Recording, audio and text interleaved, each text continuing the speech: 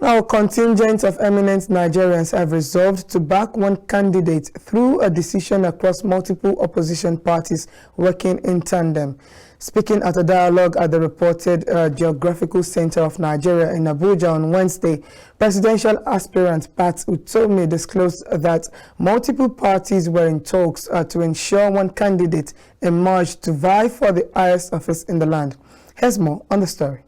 At an interactive session organized by the Big Ten Coalition under the leadership of Professor Pat Sutome in Abuja on Wednesday, the question of Nigeria's next leader was the topic of discourse. While attendees called for an elite consensus, others spoke about the issues plaguing the country and their possible solutions.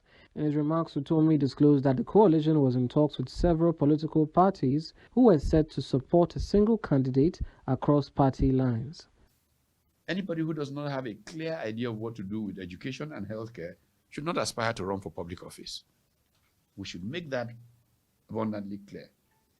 Obviously, we live in the 21st century, and this is the fourth industrial revolution. How are we going to harness the talent of our young in the tech space, deal with startups? This year, it's expected that young people around the corner starting businesses in the tech space will attract about $4 billion in investments. That's the projection.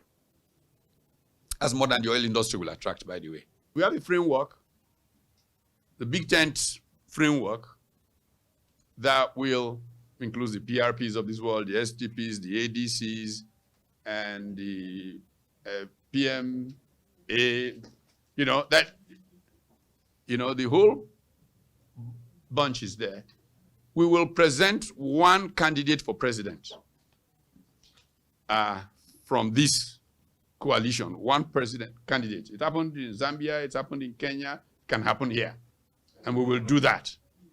Okay? So we'll do that next year. We have a platform. Also speaking at the event, Osman Bogarje talked about the necessity to prioritize big ideas over big men to ensure the best candidate emerged. It doesn't look like this country can survive another 4 years of abuse. Therefore, it's so important. And there are three things that I want us to focus here. One, we as elite, we have got to have an elite consensus. We have got to agree among ourselves, where exactly do we want this country to be? Where exactly do we want our country to be in the next 10 years, in the next 20 years?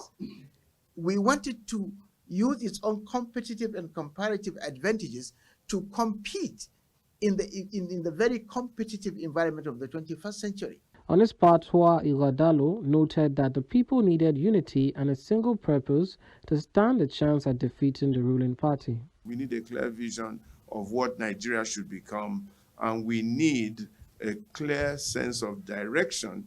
And like Dr. Usman has said, competent and capable leadership.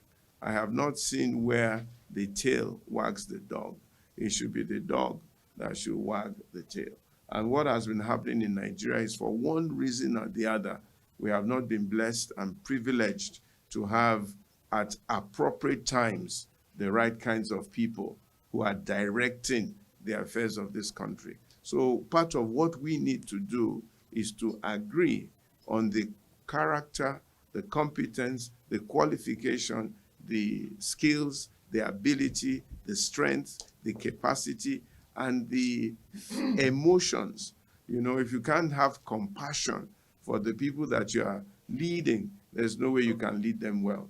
Meanwhile, the ruling All Progressive Congress has pegged its presidential nomination form at 100 million naira each, causing widespread reactions for more inclusiveness.